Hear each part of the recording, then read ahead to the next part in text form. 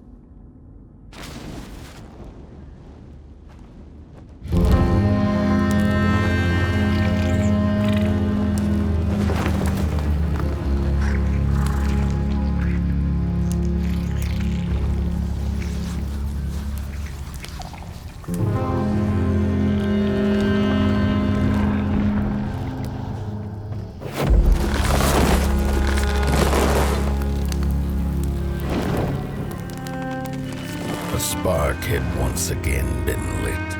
It was told that for the being who kept fire in their heart, all darkness would vanish. Nevertheless, this long night seemed endless and fraught with perils.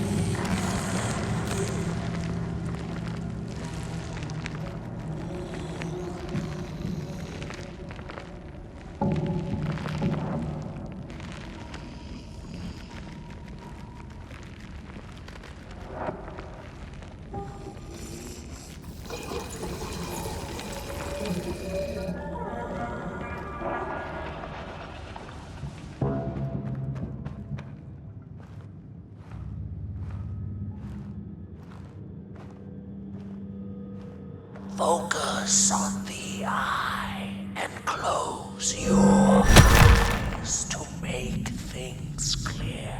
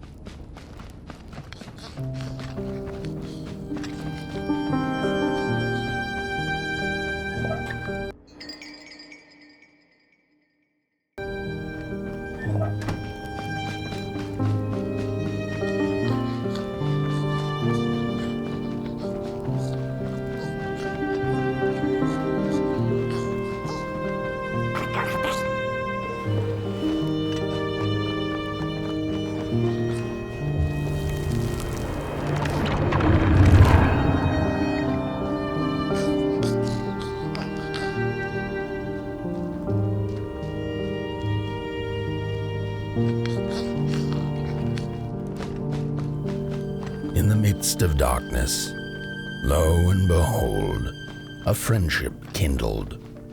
The fire that spread with it seemed so small against the vast night sky, small and flickering, but defiant.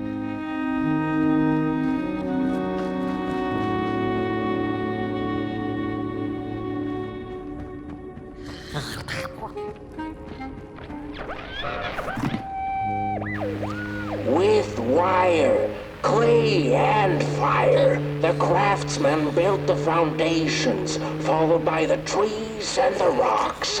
And after them came little houses for us tiny ones to cower in.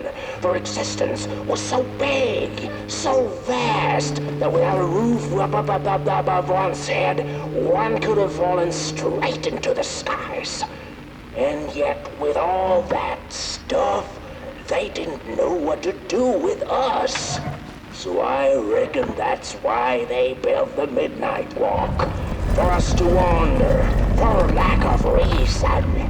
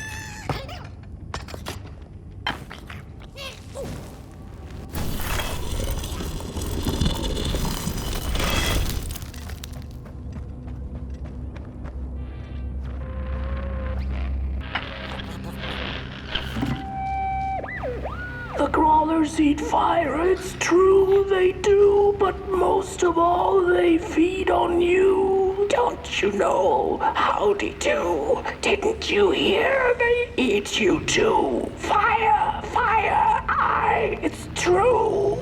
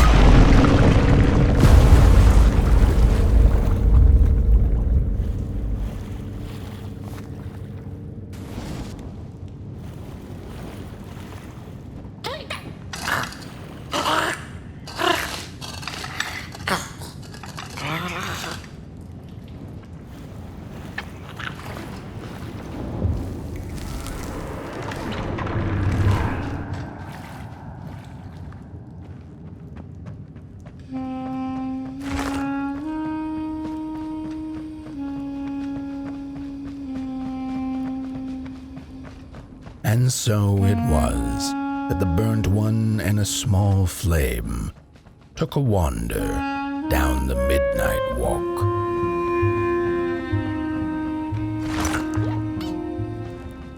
In the closing nights of this era, a wandering flame. How rare, a little pot boy. This is already the end. Your pot boy, the last ember of the work table that was. You are destined to carry this torch to Moon Mountain. It is inevitable. We must all partake. Your purpose burnt into clay. Your pot boy must spread his fire. Walk now. Spread your fire. Walk, walk, walk.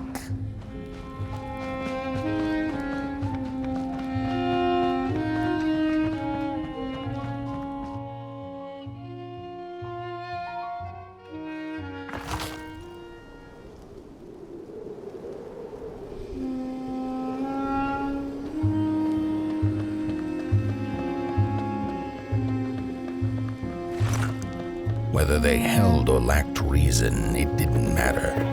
When times were dark and winds blew cold, there wasn't much left to do, and it was quite enough to simply put one foot in front of the other.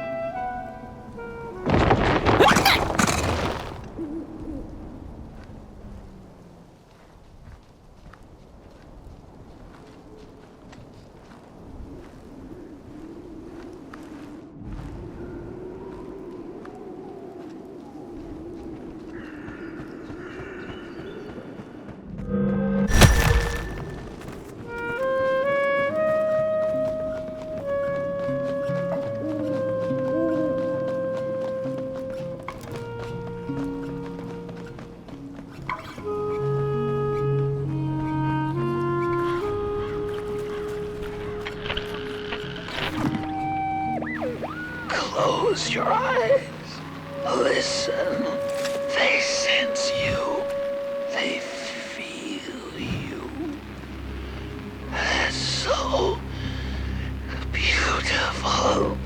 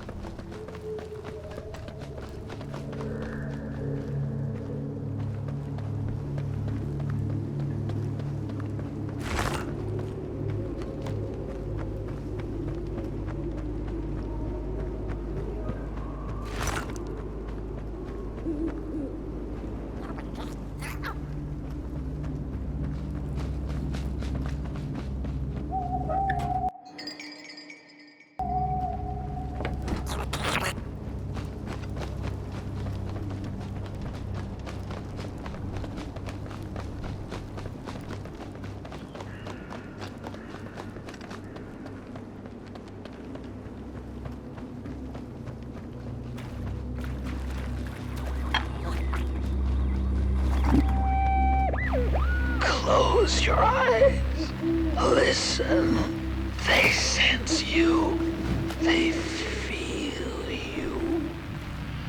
That's so beautiful.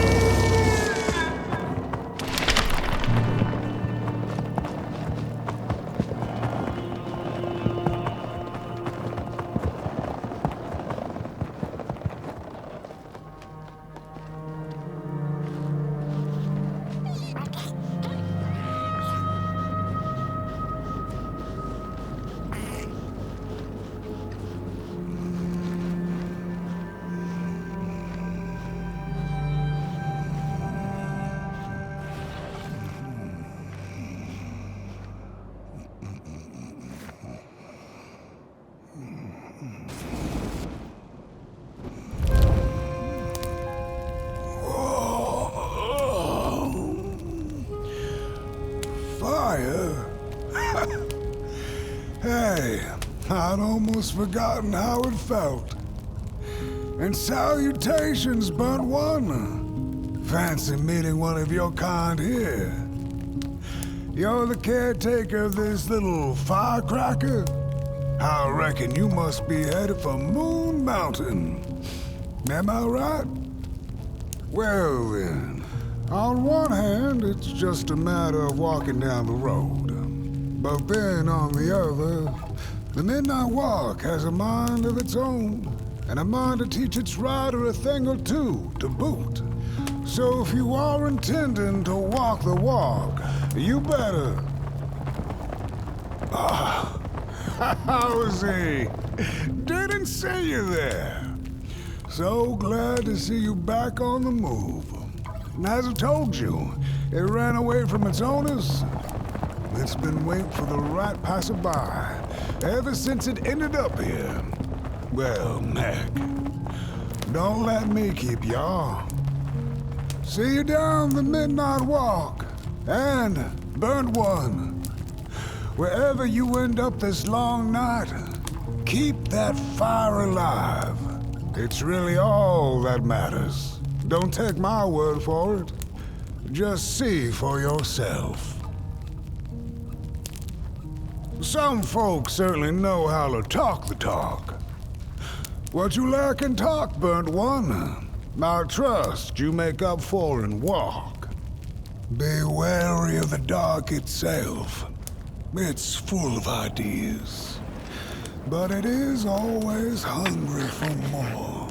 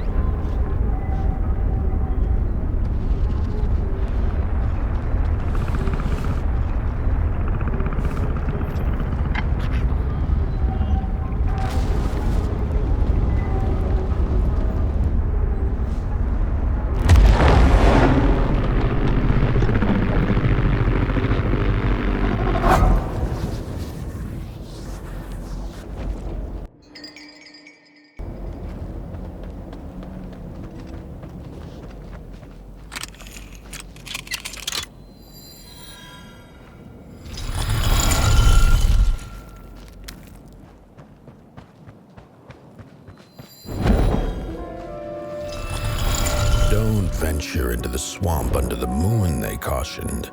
There, wild eyes watch, and itching teeth yearn for succulent heads like ours.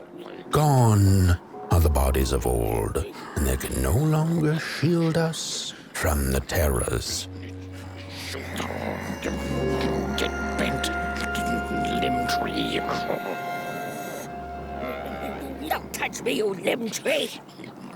Oh, you really think you're somebody, huh?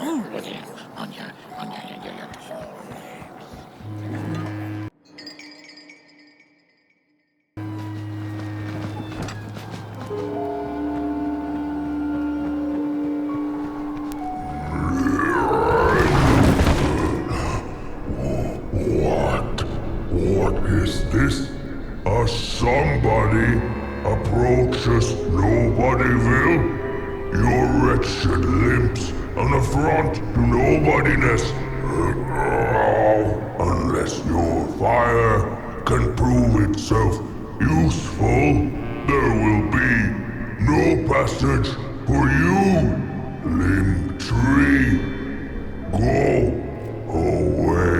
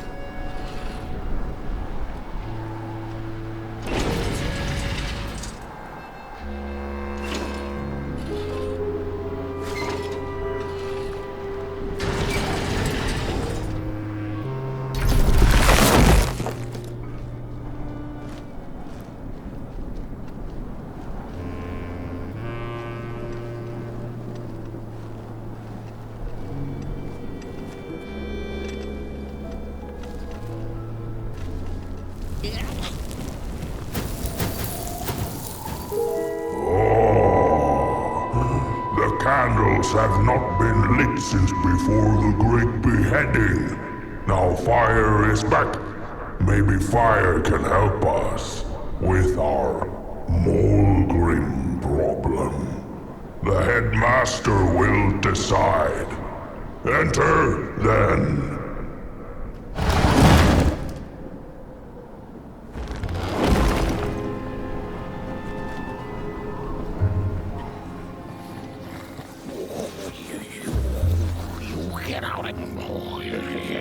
It was foretold.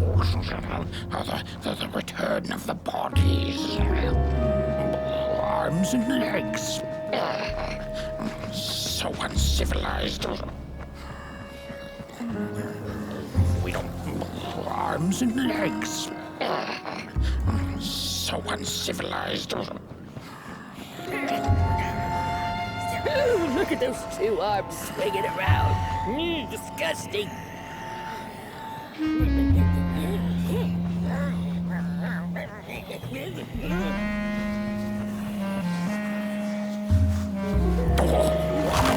What do you think you're doing here? You can't be here. You shouldn't be. Why are you here? Here to set us on fire? Well, you can't. We are too many.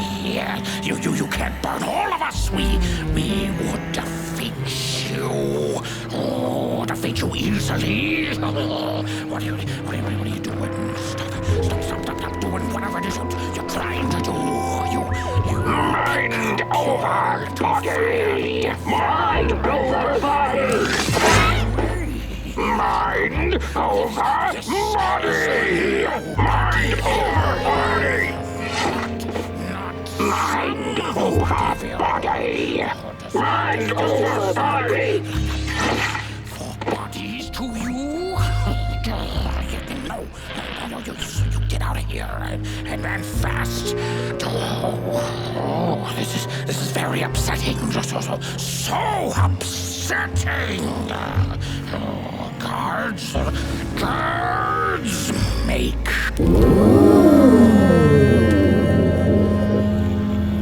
True fire. We nobodies haven't been graced by its warmth since the bodies were banished. They used fire for war. Mind over body. Yes. Now once more, somebody disturbs our peace and sets fire on things with its tiny fire devil.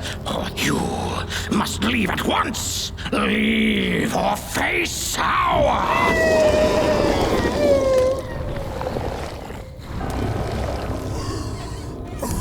It's the Mulgrim!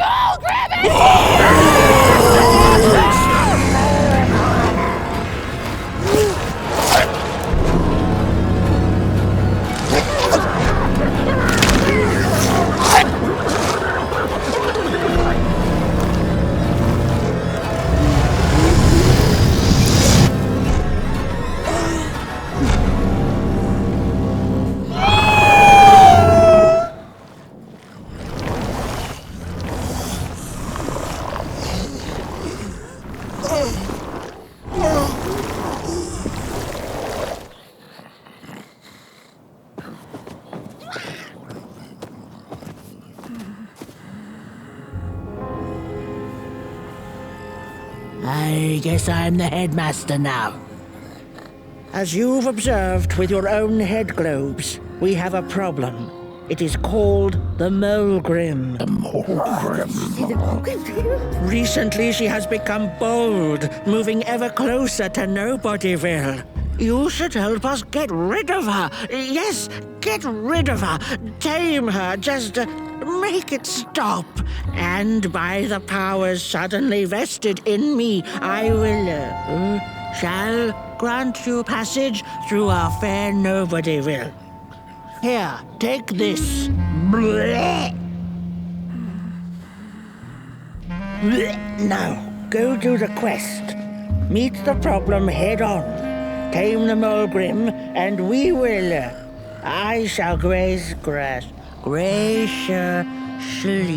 let you pass through Nobodyville.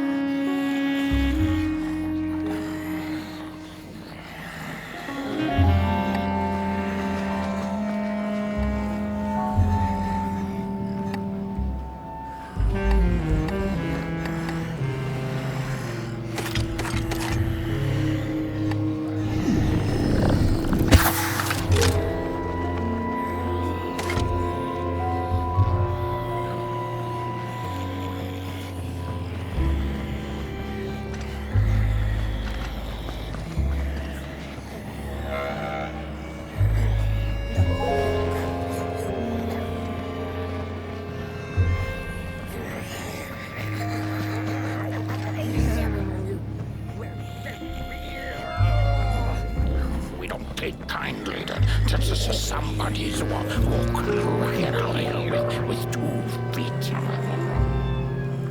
Do not make me regret my decision.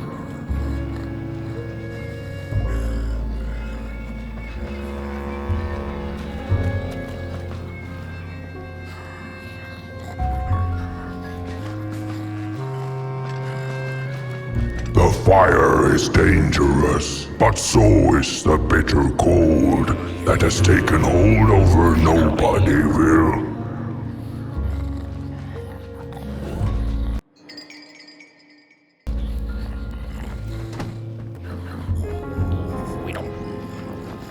What are you looking at?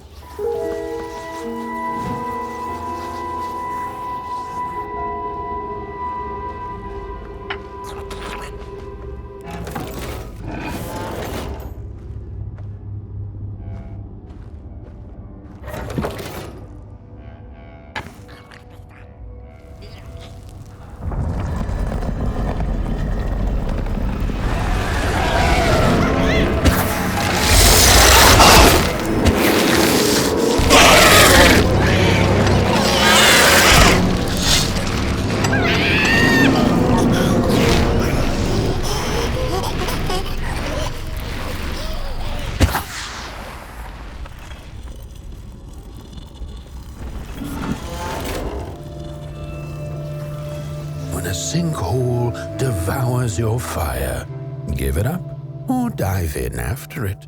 An old swamp saying.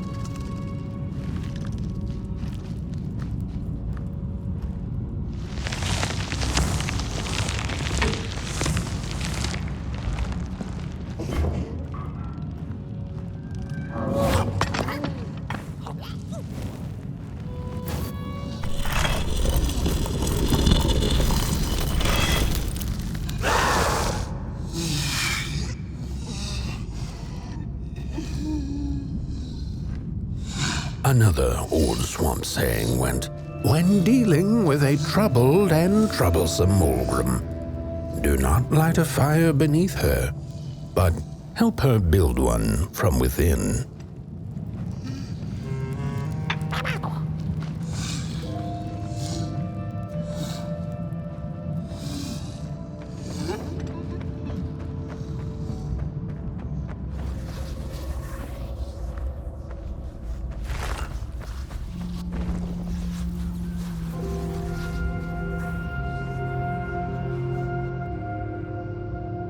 Oh, my neck hearkens the anguished howls of the Mulgrim, and the bitter patter of feet.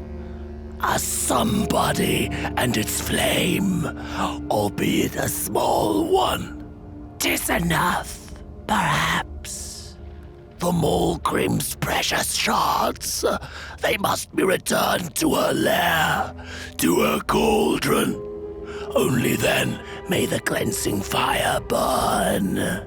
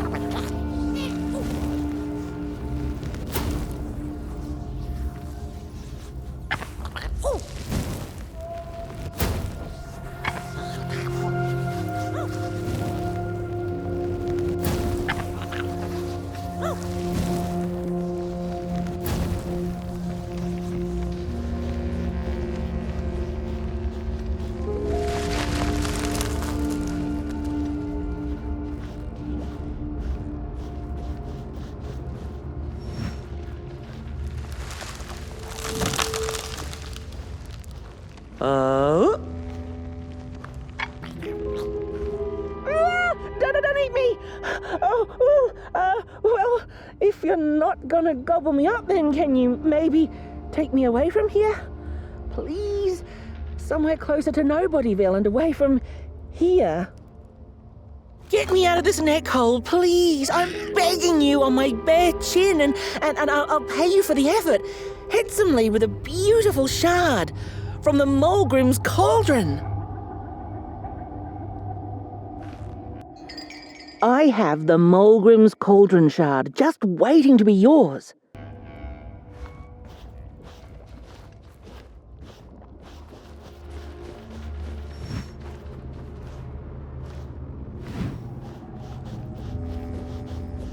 Look out!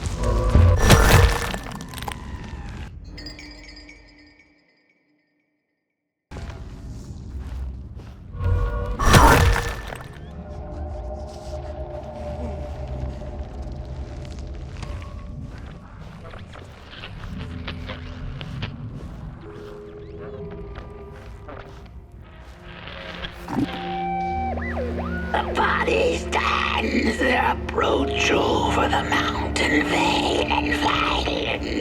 We ragdolls observe, we record, and we mimic. Their faces wear masks, they do not know what the sordid yearning hides behind. His hands will tell. We put on a mask, we perform, and we put on a show.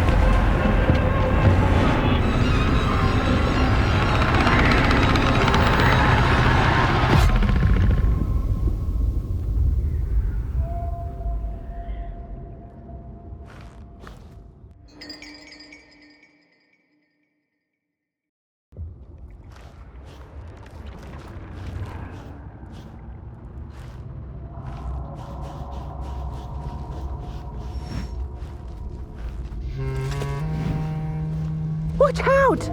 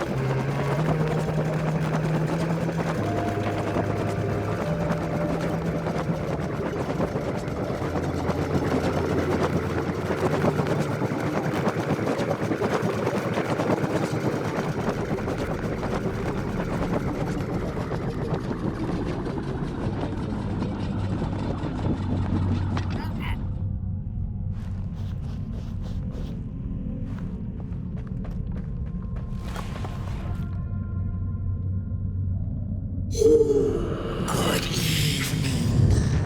Or is it morning or afternoon? Hard to tell without a sun, isn't it? No, it is most certainly night.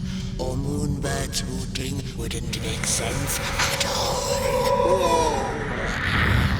Speaking of sense, will you help an old bird find some in this story? Fire up these dusty murals in the right order, and you will receive a present, a little gift, yes. Bring the fire to the story.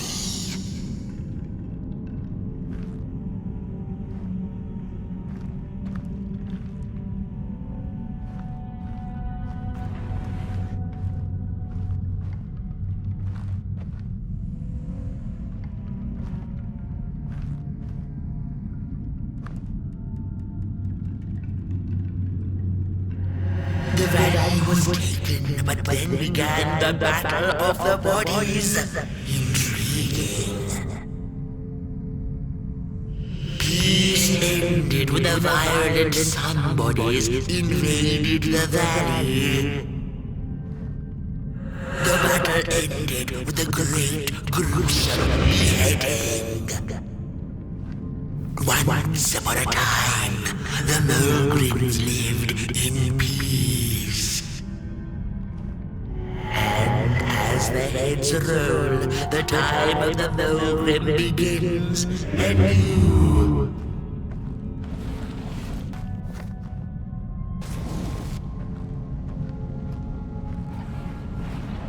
Once upon a time, the Mulgrims lived in peace. Peace ended when the violent sun bodies invaded the valley. The valley was taken, but then began the battle of the bodies. Intriguing. The battle ended with a great, gruesome beheading. For time immemorial, the Mulgrims had lived in the in peace, sharing good eatings and howlings around their fire, which they had inherited from the skies.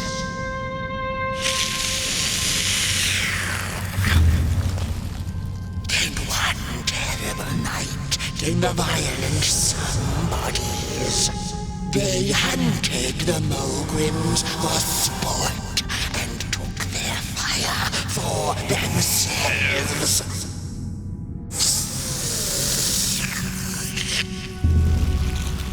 But the somebodies knew not what they were dealing with, for as soon as they held the fire in their grubby hands, they began to fight one another with it.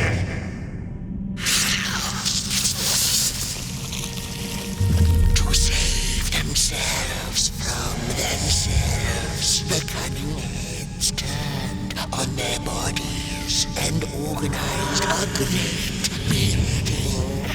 And so it was that somebodies became nobodies, and the bodies were exiled. A time of peace would ensue, or so the headlings thought. The last living Mogrim had been biding her time, and saw now an opportunity to return and take bloody vengeance upon the heads, who were now left defenseless without their bodies.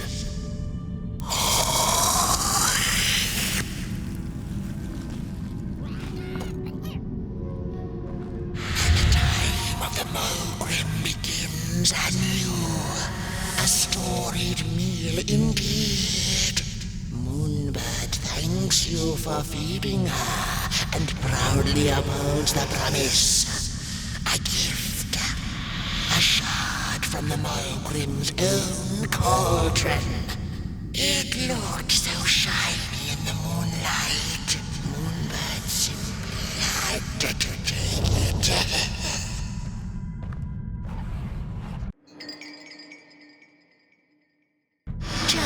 For now, she'll see you in the light.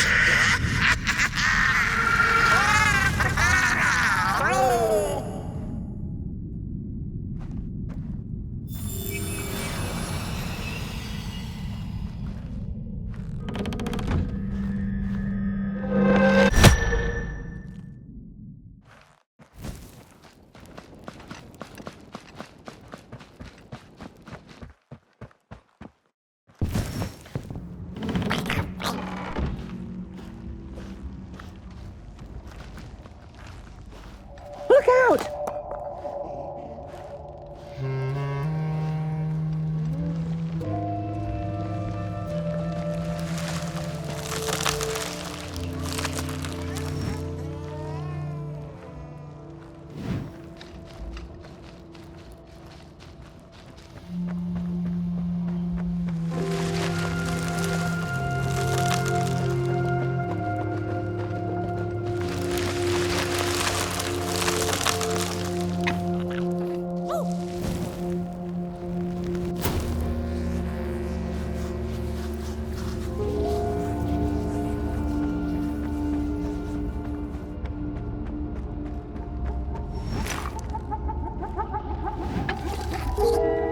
I appreciate the brain thought, somebody, but that head belongs to somebody else.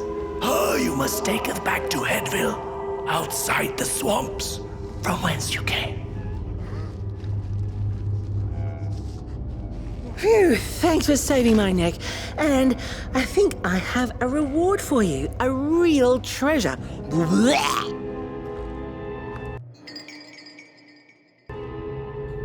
There you go. One of the 3 missing shards from the Mogrim's cauldron. Yeah, I stole it. Oh, I thought I could maybe buy me some kind of ticket away from, well, everything. Start anew, you know? A good head on a pair of healthy, strong shoulders. Eyes on the horizon. Gosh, the horizon. Do you know I haven't seen it once since I lost my body? I really do miss my body. It's a real shame when you think about it, you know? The things that we do to ourselves, to one another. What we did to her, kind. All in the name of some sort of control. It doesn't make sense. Anyway, I guess I'm sad. Sad and sorry.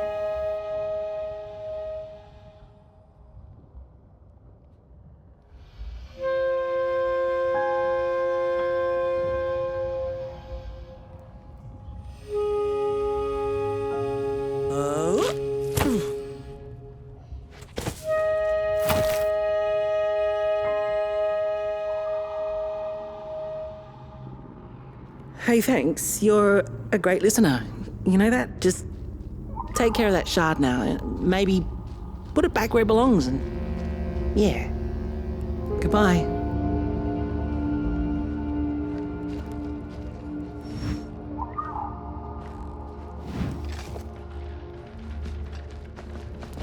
It's easy to lose one's head when everything you love is either gone, broken, or dead. Yet another forgotten swamp saying.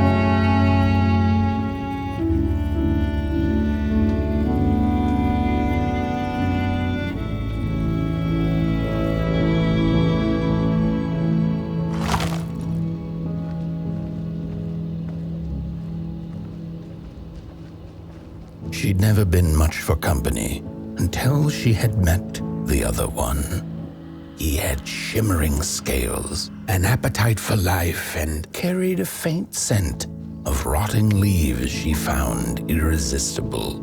Oh, how they used to laugh at the distant stars, bitterly, together.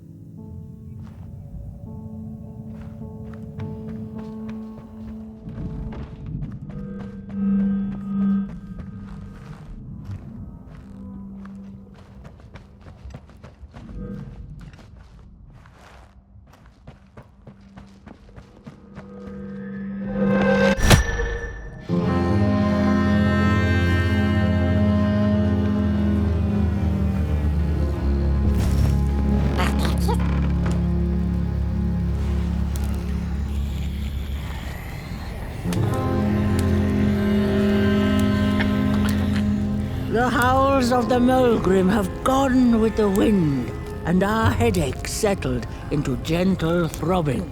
Thank you, somebody, for you have not only graciously saved our necks, but also demonstrated the value of brain mass and heart blob working together. Could it be time for the bodies to return?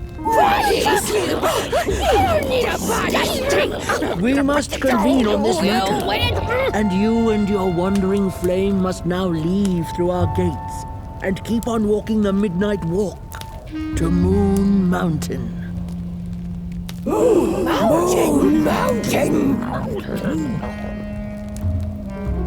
Here you go, somebody. This key will open the town gates.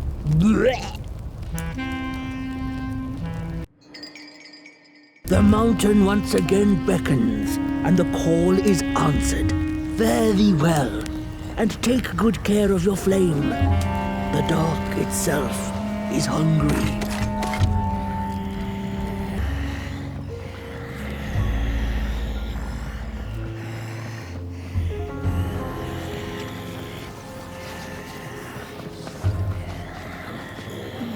Bodies might be returning henceforth now.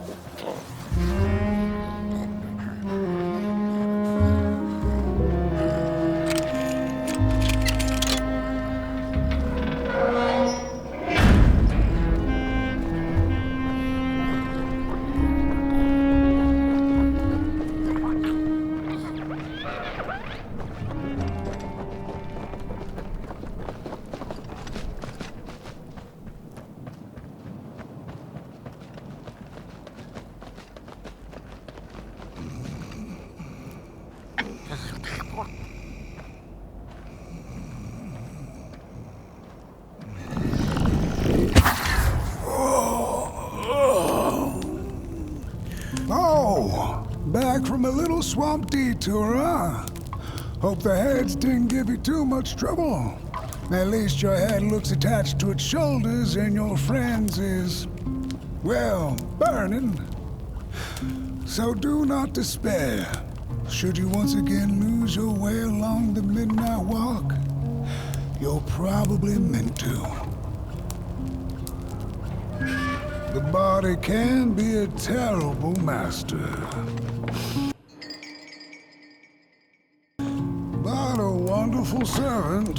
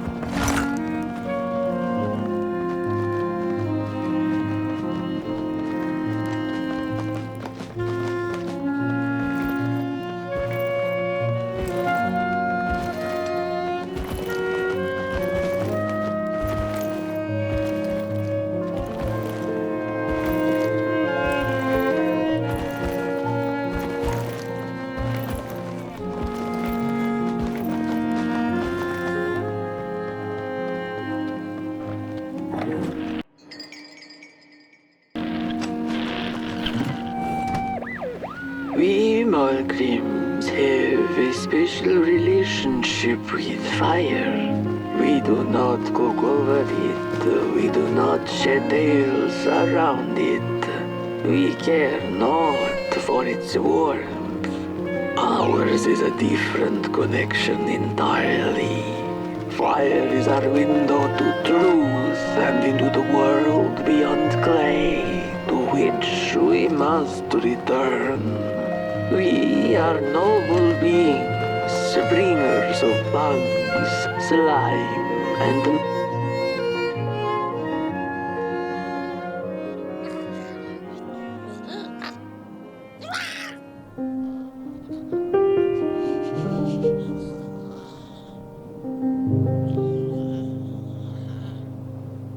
they seek to end themselves.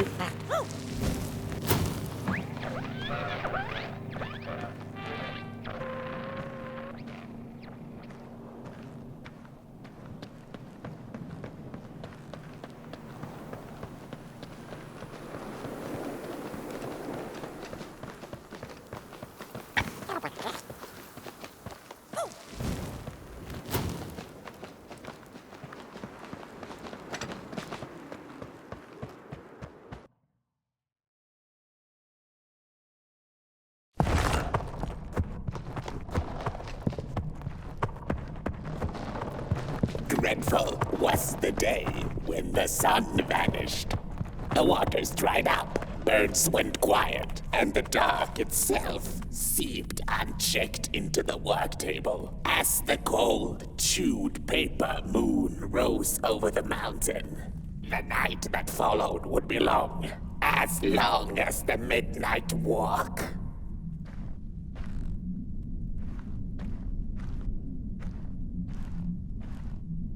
The burnt one was there. You do not remember, but you feel it, don't you?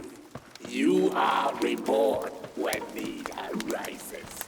This hot boy leaves you and Moon Mountain.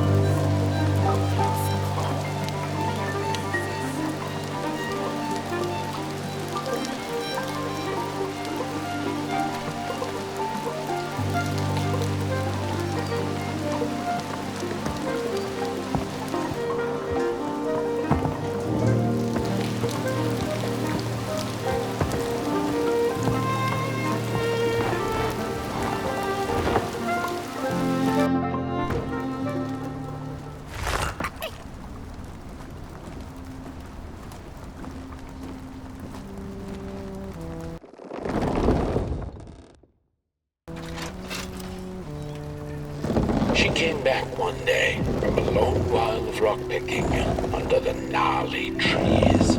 Usually the Merkel had been fond of fall and the refreshing cool of winter, but this time it had been much too long for her taste. Even the sun seemed tired, and she had all the rocks she needed, so she decided to treat herself to a long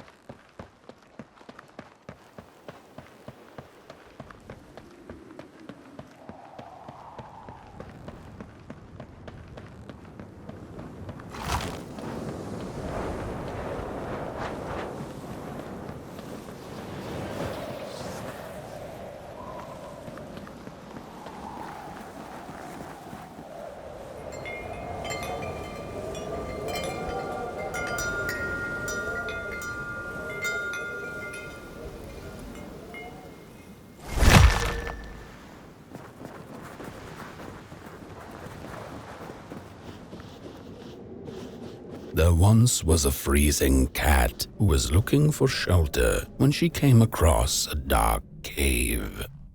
"Step into my abode," offered the dark. "It will warm you if you surrender your wants."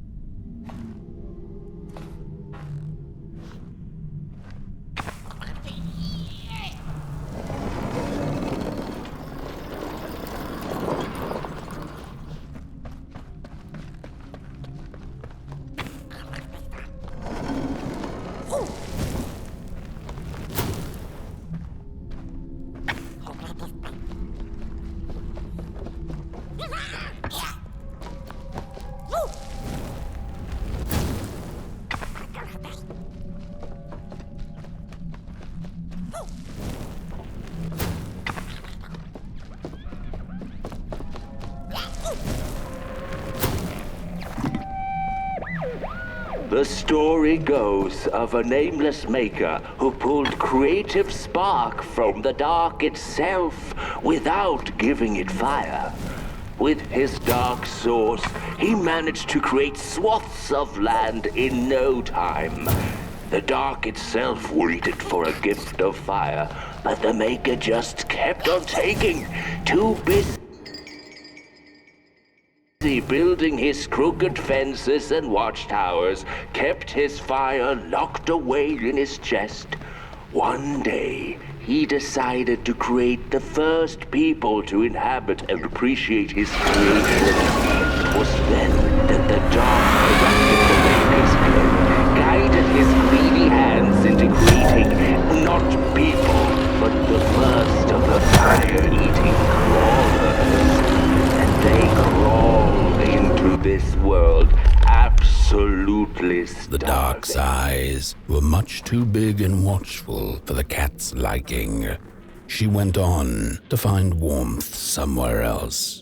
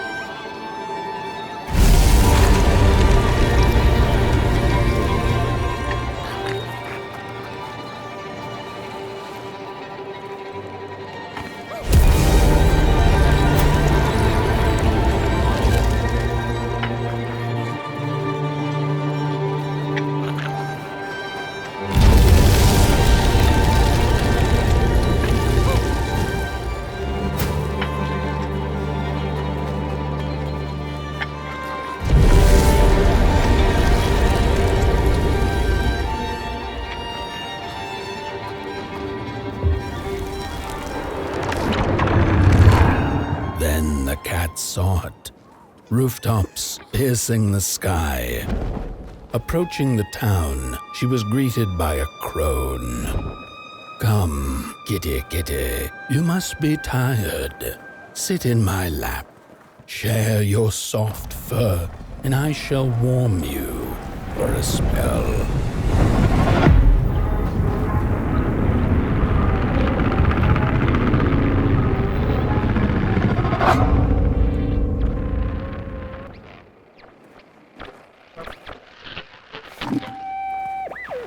Hello, Mother. The well said to give it a match.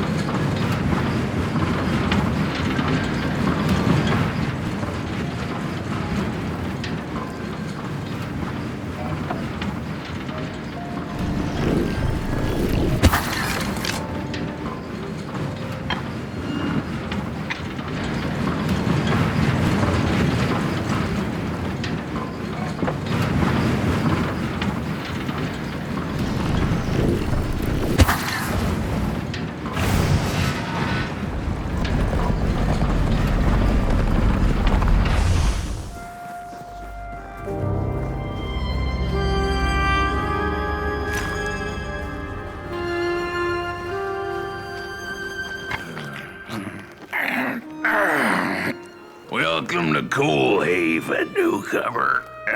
Good to see a flame in these parts again.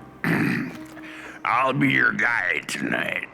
This furnace here used to run on coal and fire, don't you know?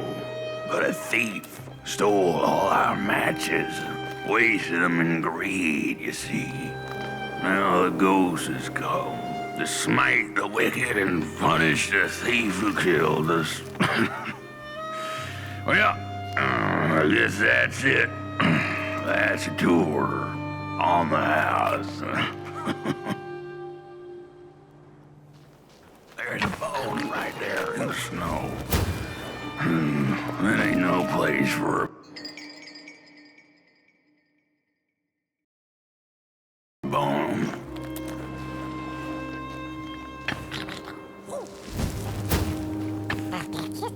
Your flame would bring back warmth into our graves. May the worms in our belly.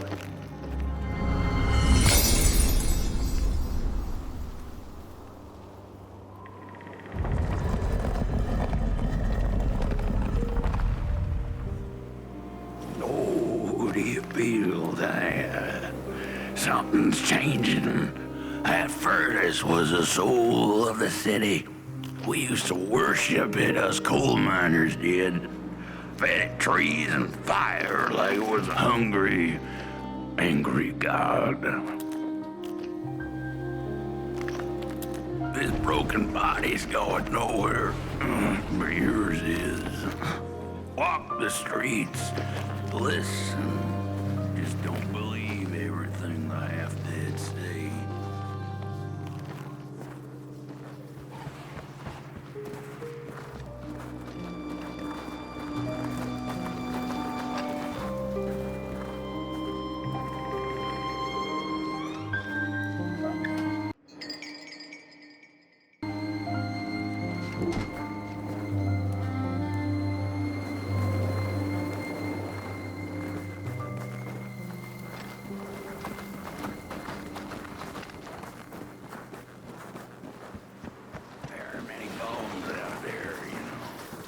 The cat didn't like the crone's crude pettings. Her hands tugged at her fur.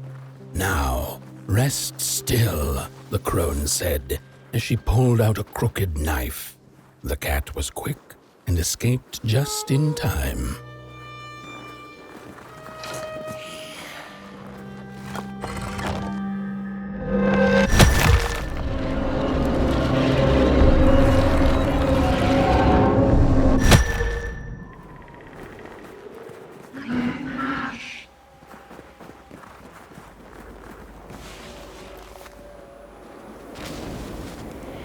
Listen for the bone.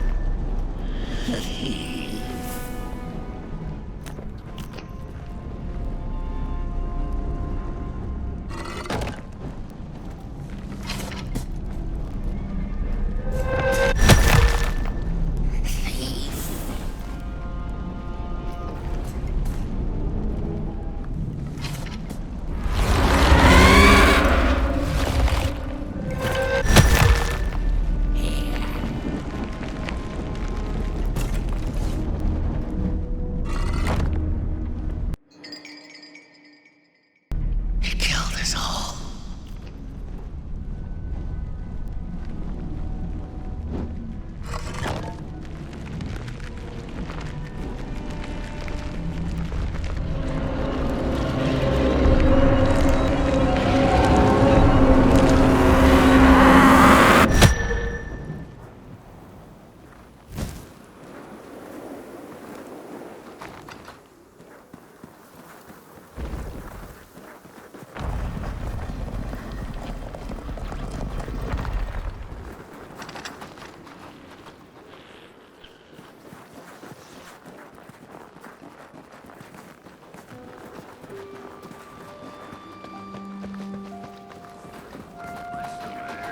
See a ghost?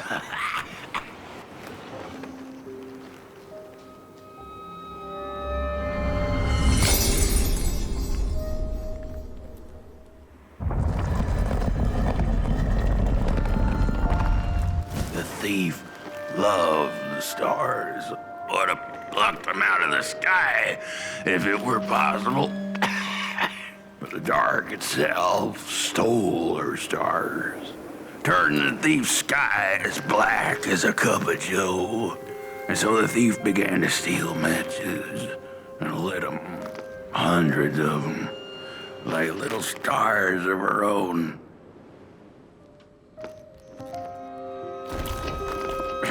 The crooked path to the house on the hill lies open.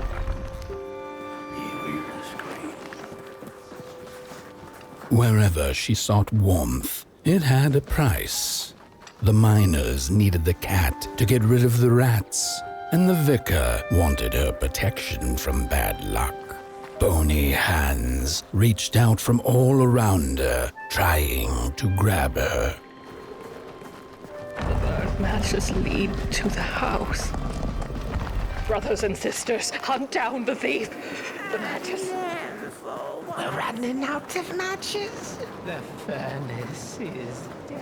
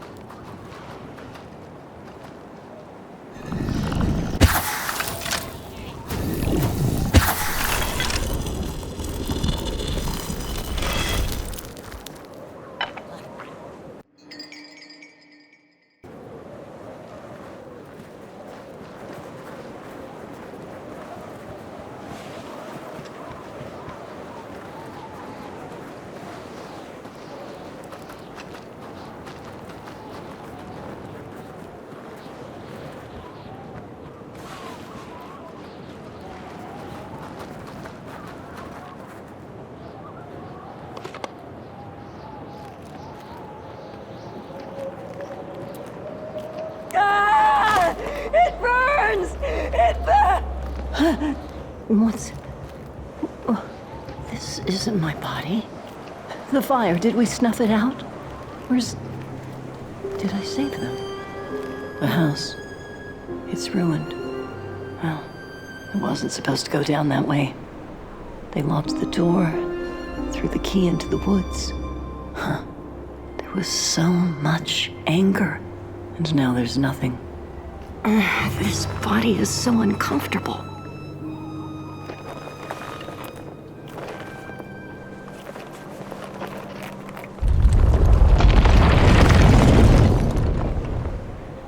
While I was in the black, I had a dream. There was a monster in the woods, with our door key dangling from its tail. I ran, tried to chase it, grab the key, and when I did, the creature turned around, and its face, it was the face of this whole town.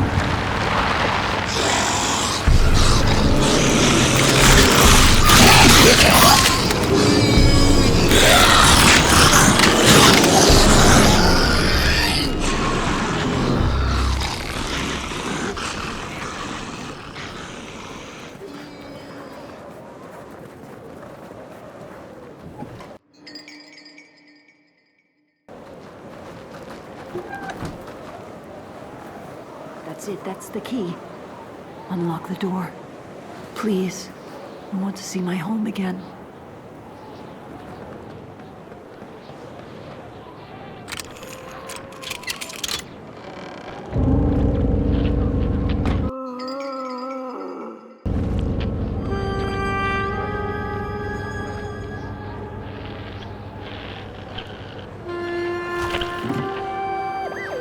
Furnace is getting weak. Council says we're running out of matches. We'll have to harvest more trees then. I don't like it. Losing the forest like this. Not like we have a choice. Mom, Dad! Oh, girl, you startled me. The cat felt as if the walls around her were growing taller, the alleyways narrowing. Turning a corner, she bumped into a girl sitting in the snow. In her bony little hands, a lit match. "What do you think of my star?" the girl asked. "Isn't it pretty?"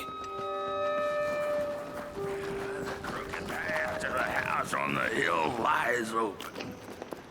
You hear the scream.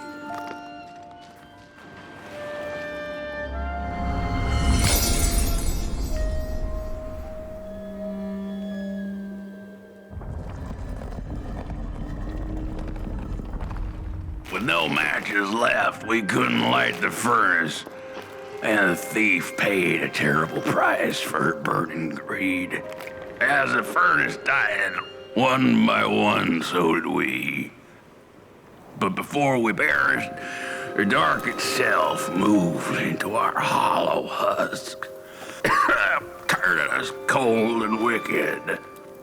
If I had a heart, I'd feel great shame for what we did. I'd feel great shame for what we did. The old man feels it too.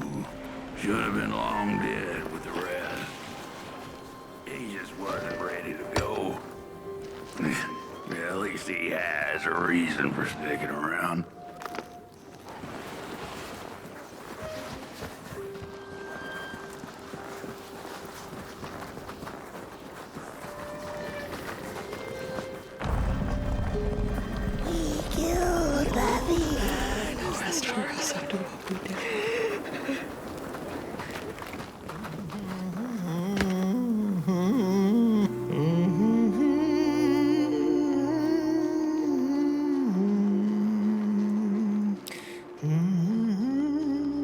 Oh, that voice. What I wouldn't give to hear her sing again. Those sweet, sweet tunes like fallen leaves of the trees that were. Such a waste. Such a shame. I wish I could hear her sing again. Just once. Just once.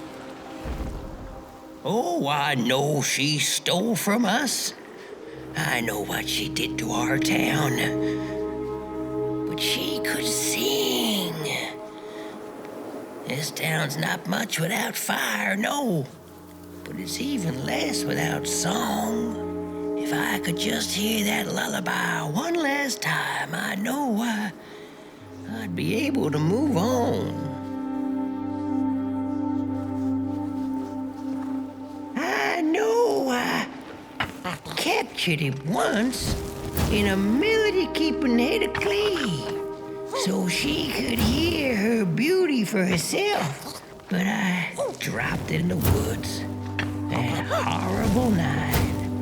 I was mad, so very mad.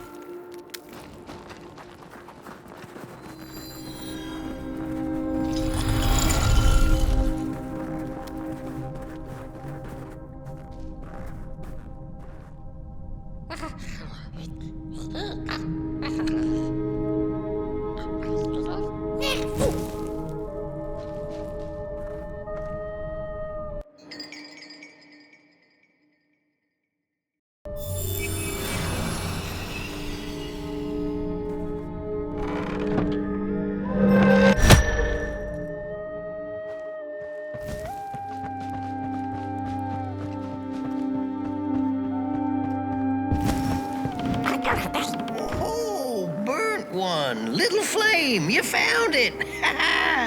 Does it still keep our song? Fire will tell.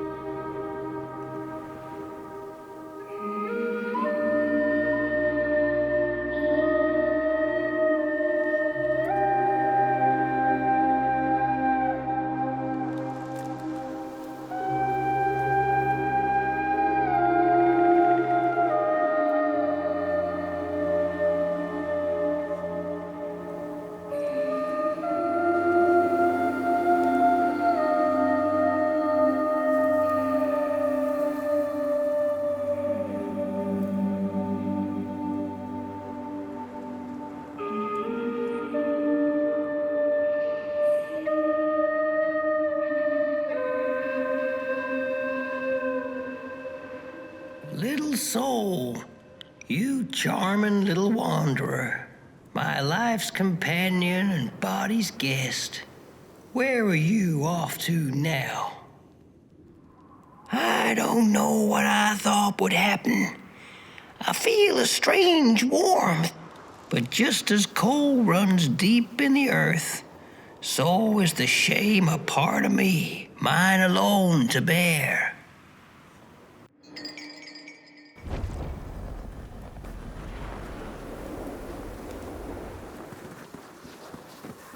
The girl offered her burning match, her last star, but the cat could tell she needed it all for herself. Grateful for her unconditional kindness, the cat left her to her ghosts. There are many bones out there, you know. Little keys, little keys.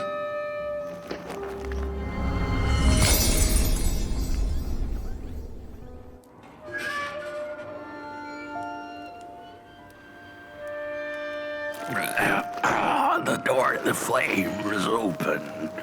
It's already there. You just haven't lit it yet. Now, if you don't mind, a little spark. And just maybe we'll be able to die for real this time. In life, I didn't mind a little loneliness, but this is the worst. The furnace longs to burn once more.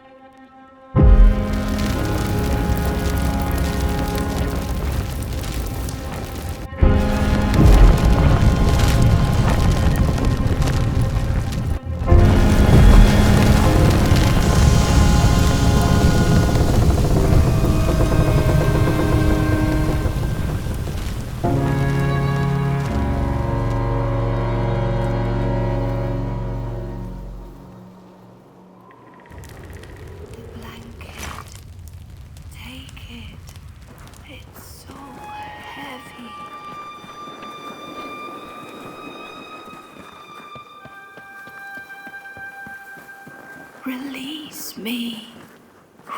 Light the match. The match. Light it.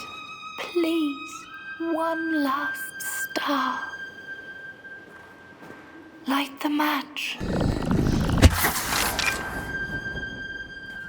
Thank you.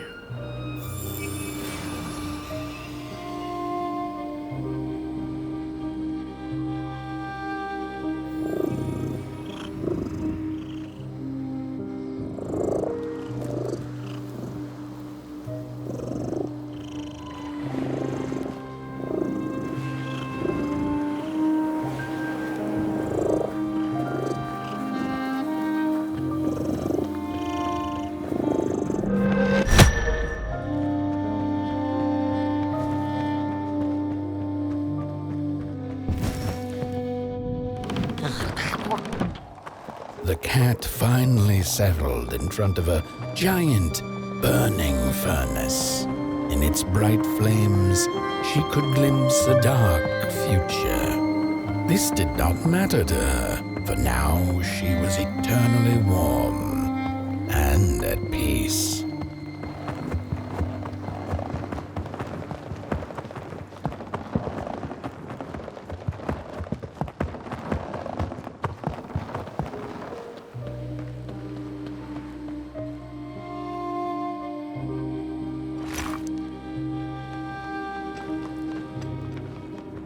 The flame burns still, and the fire has spread along the walk.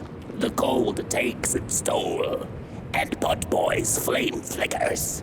But it is still enough for the climb to Moon Mountain, to light the final fire. The road always leads to Moon Mountain.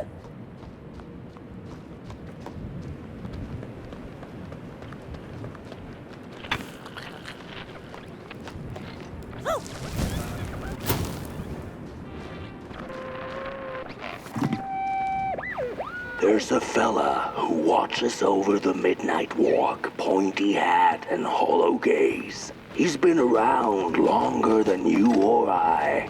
Some say he was one of the first sculptures to have breath. Some say he's not from around here, but from another maker's work table entirely. Some say he's seen what lies beyond Moon Mountain. But I just think he's lost like the rest of us, and he's waiting for the right one to come along. Waiting for something that'll give him that eureka for his song. He keeps his banjo by his side, but he never plays it. Strange, but he's in no hurry. He's got all the time in the world.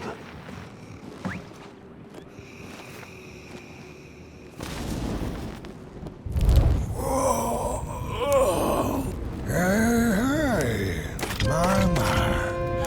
The bird one and its flame approaches. The road's been long, hasn't it? And it just keeps on going, don't it? Why don't you rest here for a spell? Change is in the air. Warm winds coming in from Coalhaven.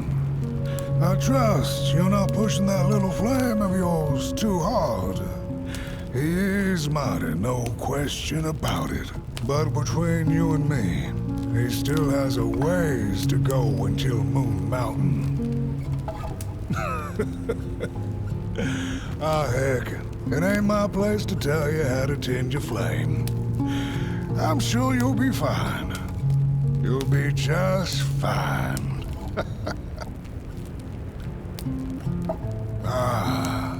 To feel at home wherever you walk. How's it? What a friend to have on the road, huh? Now, there's an open door invitation, if I've ever seen one. Go on in, then. Get some rest. I'll keep watch.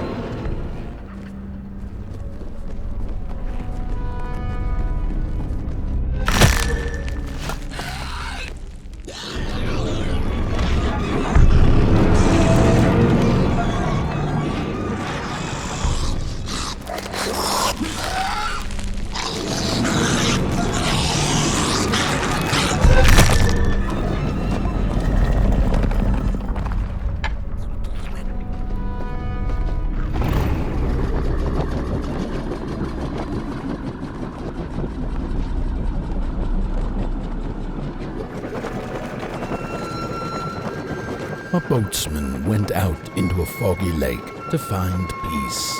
Then, out of nowhere, came another boat that bumped into his. He cursed whoever was on the other boat, but when the fog cleared, he discovered that it was, in fact, empty.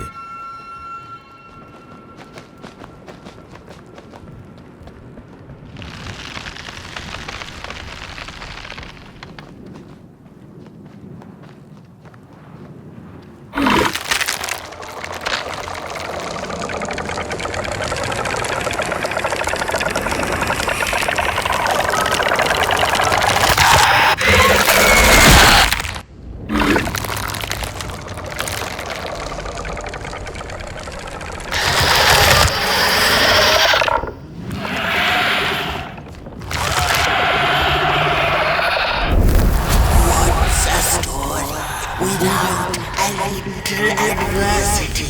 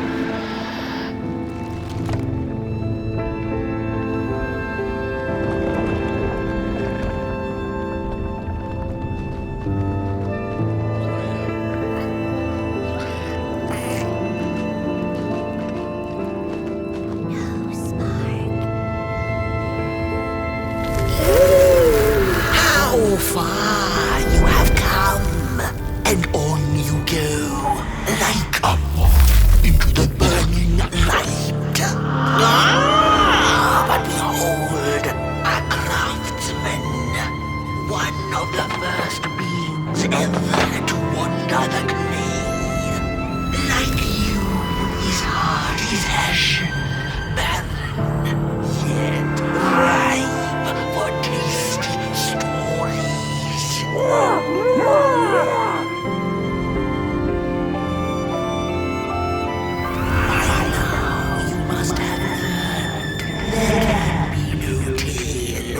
No spark! No path! Light the fuse. It will guide the burnt one, and mayhap feed Moonbird. A symbiosis most reasonable. Don't you agree?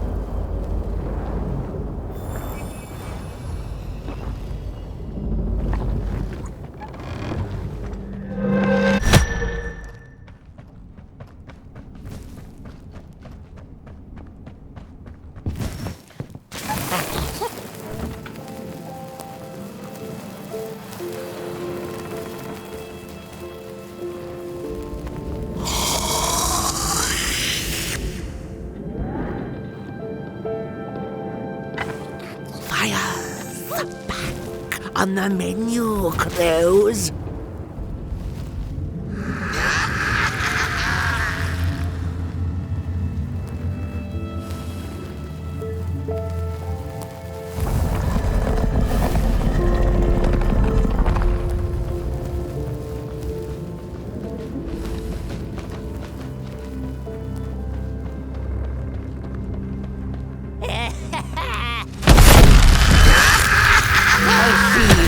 Not to crawl closer, Moonbird.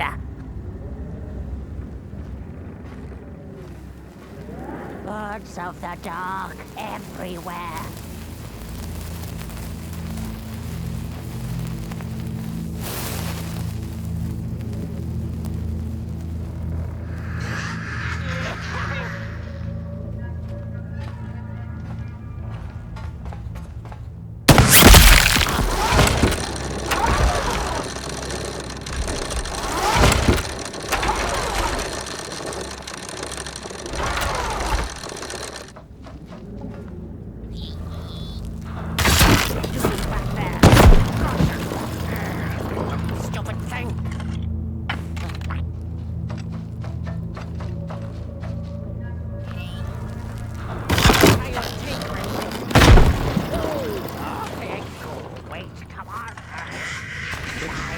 Liar, eyes on fire.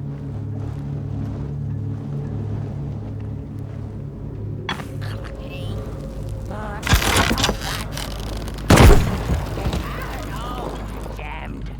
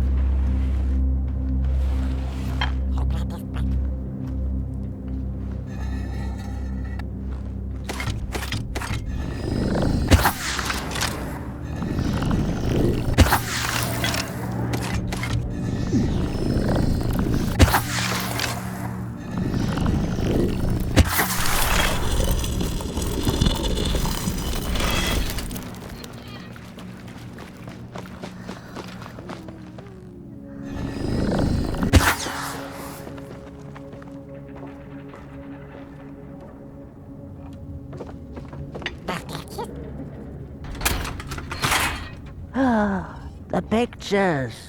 They are moving again. Forbidden. It is forbidden. It is forbidden. Hush, no talking in the theater, fools.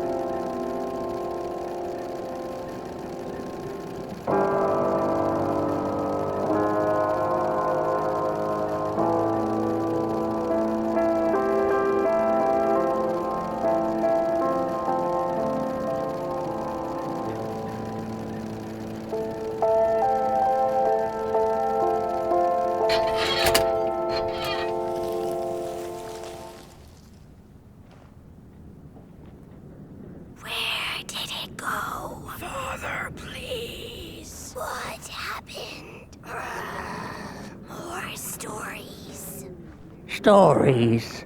How I cherish them. Real as clay, as palpable as the midnight air. They're all we have left once the dark has taken the last campfire from us. The projectors tell a story of failure. The craftsman projects it onto his creations. He keeps building without love for his craft. He needs to see it.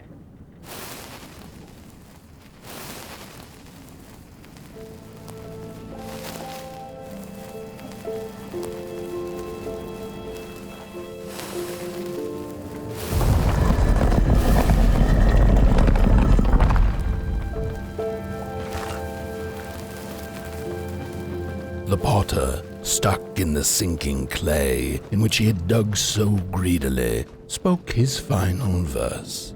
Here was I born, and here I lived.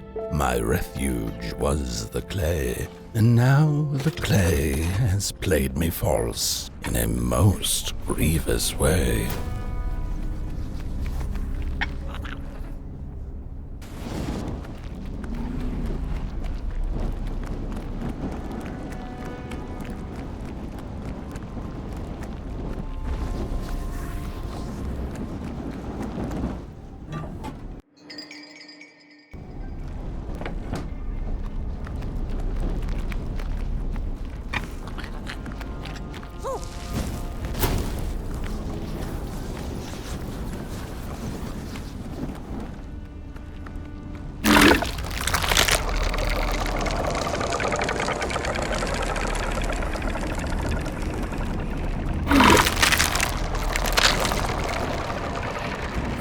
Blind explorers discovered a sleeping beast. Each of them touched it and described it to one another. Its skin is coarse, said one. No, its ears are big, exclaimed another. The teeth are its most prominent feature, declared the third. Who was right or wrong mattered little. as the beast awoke and ate them all.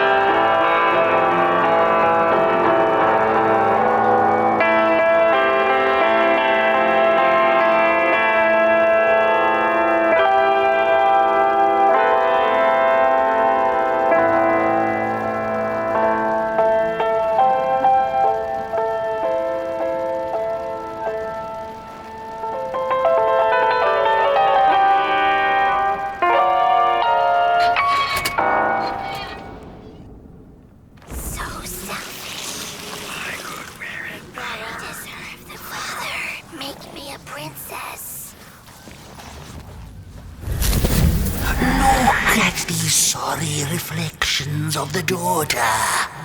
None of them will ever dance, ever feel the warmth of their maker's heart. They can never be enough.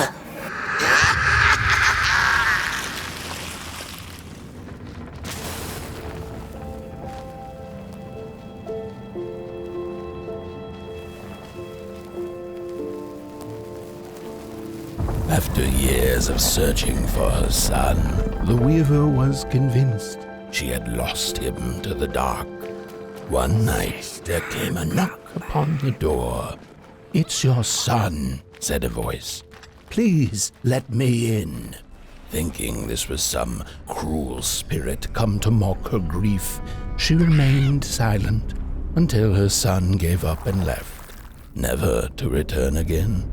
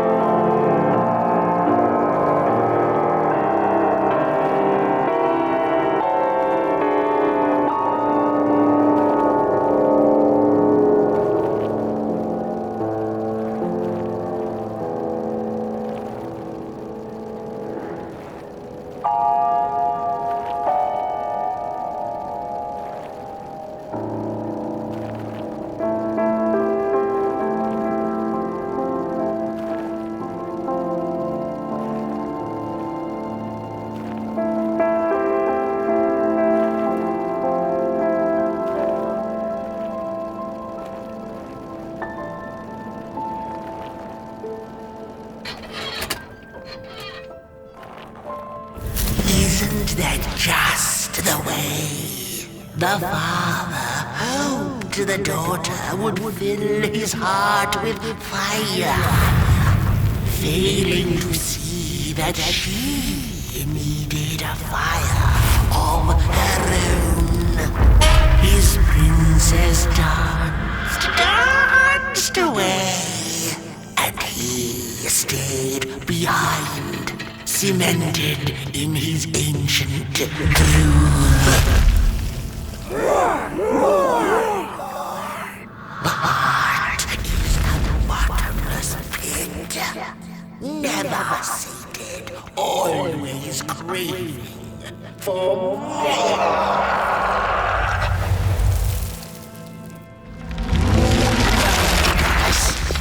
Enough. Keep on walking the midnight walk. Don't run.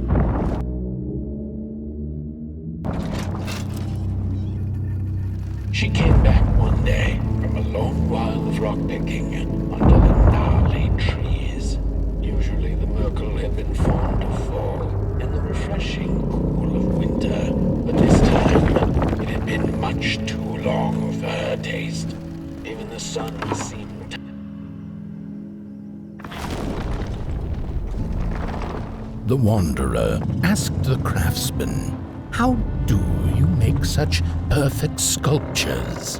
To which he replied, "Oh, there's nothing to it really. I go into the dark woods. I find the sculpture already waiting inside a tree. And then it's just a matter of carving it out."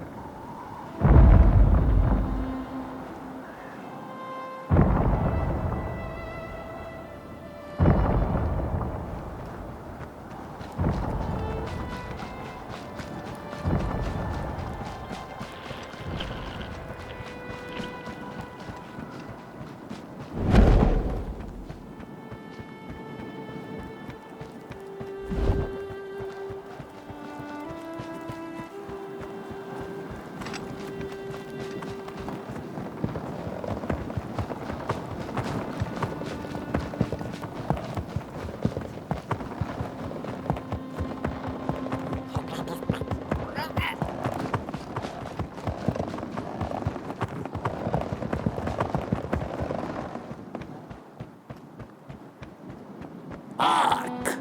Not very far now. Not very far. The flame longs to be free. Caged, it cannot truly burn. How beautiful. How tantalizing. It is simply the way of fire. It is what it is.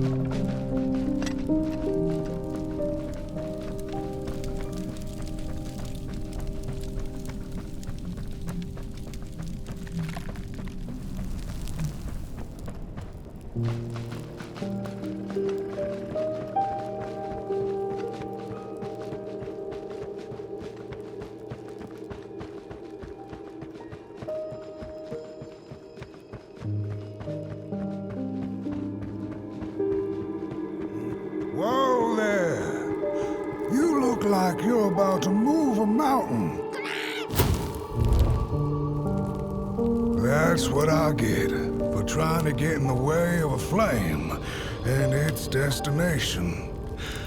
Let him walk his walk. Ain't nothing gonna stop him now, looks like. Fare thee well now, burnt one. You're going to Moon Mountain, and that walk is for you alone. You have a tough decision ahead of you to make, just like the ones who came before. But they're all long gone. In the end, all there's left to follow is your own heart.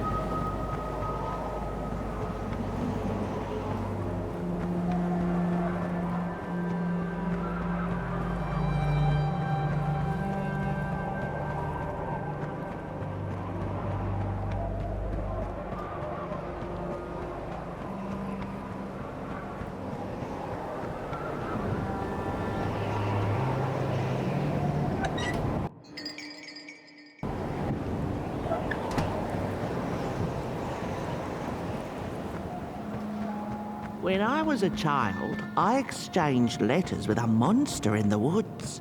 We were best pals, and we shared all our secrets with each other. One day, my sister told me that the monster wasn't real, that she'd written me all those letters to play a joke on me. But the joke's on her, because I knew the truth about the monster in the woods, and we exchange letters to this day. Oi! You the caretaker of this little fireball? What were you thinking, letting him run off? Don't you know how precious he is? Oh, yes you are. A real sunbeam. Who took the sun away? We Merkles used to ask until it finally ceased to matter. Night skies like these. Trouble seems so far away, doesn't it? I mean, isn't this just exactly my point? I used to be afraid of the dark. So much so that I became obsessed with these huge electric lamps left behind by the craftsmen of old. Couldn't pry myself away from them. I'd sleep outdoors and under their blinding radiance. One day, I woke up to the noise of quivering planks and nails. And would you believe it was my own house leaving me? It had gotten so restless it grew a pair of legs, took a name and went on a hike. Housey was its name, bless its soul. Houses have no imagination. But I bet it had a grander adventure than I could ever imagine.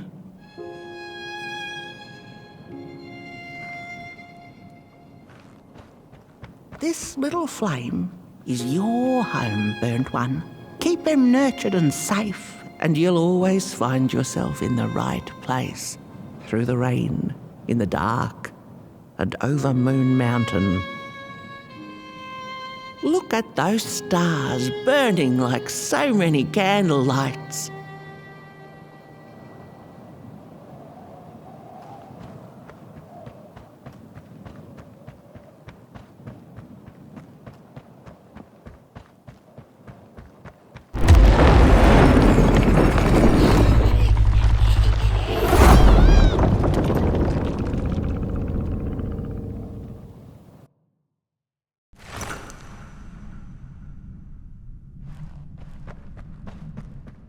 is the dark? Is it ugly and cruel? Is it a place for monstrosities, for fools lost in the woods? A terrible void where all your nightmares come true. The dark could be a friend, perhaps a space where we might find each other, all of us equal under its cloak.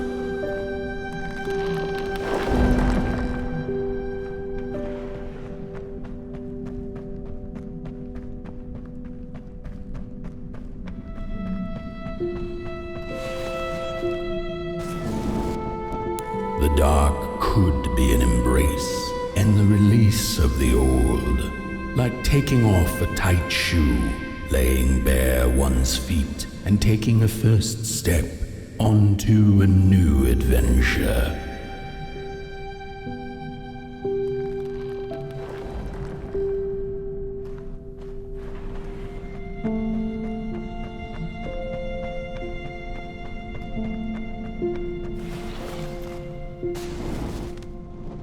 The dark could be a moment of clarity and calm, a break through icy clouds and the shameful stories we tell ourselves that fetter us to the clay and mud.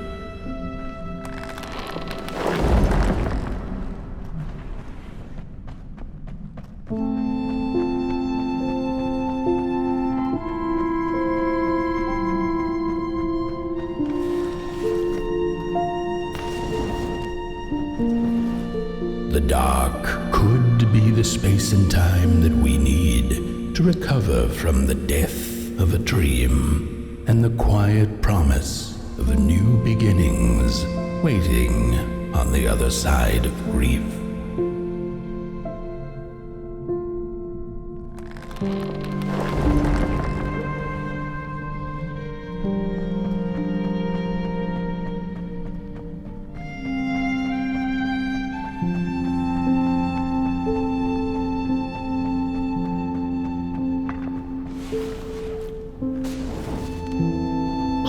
In the end, the dark remains a mystery, its secrets locked away behind the stars.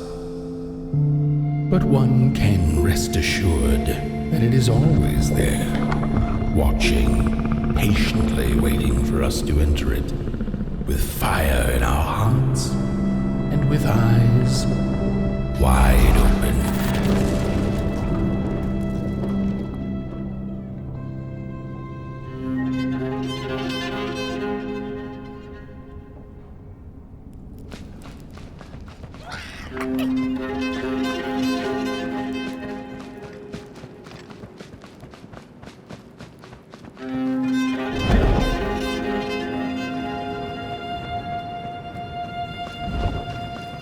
You've arrived. Hark! Your fire is dying, but the last embers will light the final fireplace and send your potboy home. Can you do what you must? Naturally, you must. It is destined, and you will be loved and forgotten.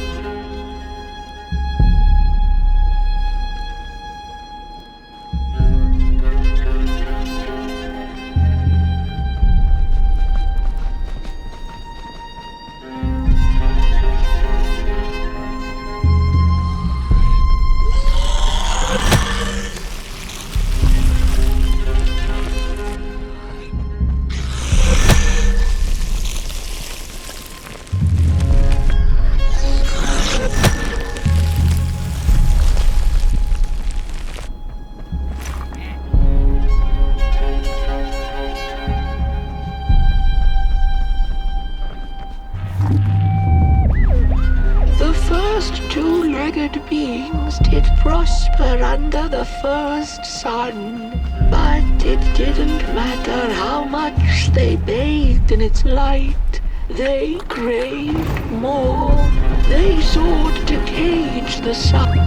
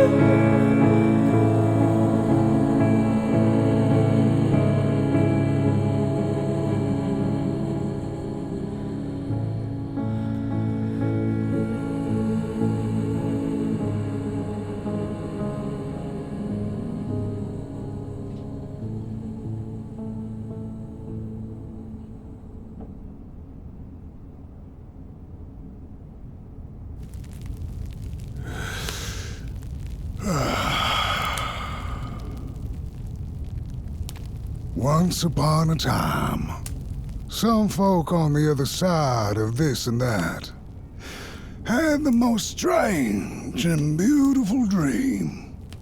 I hope that tonight You caught a glimpse of it. And I wish you the levity and grace to smile in the darkest of times and on the way down your midnight walk.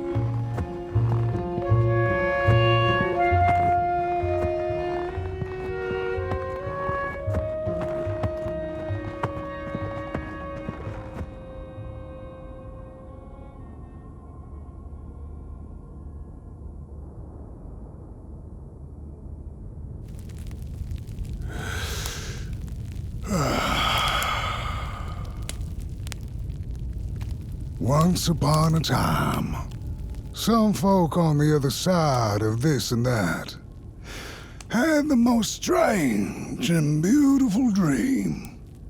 I hope that tonight you caught a glimpse of it, and I wish you the levity and grace to smile in the darkest of times and on the way down your midnight walk.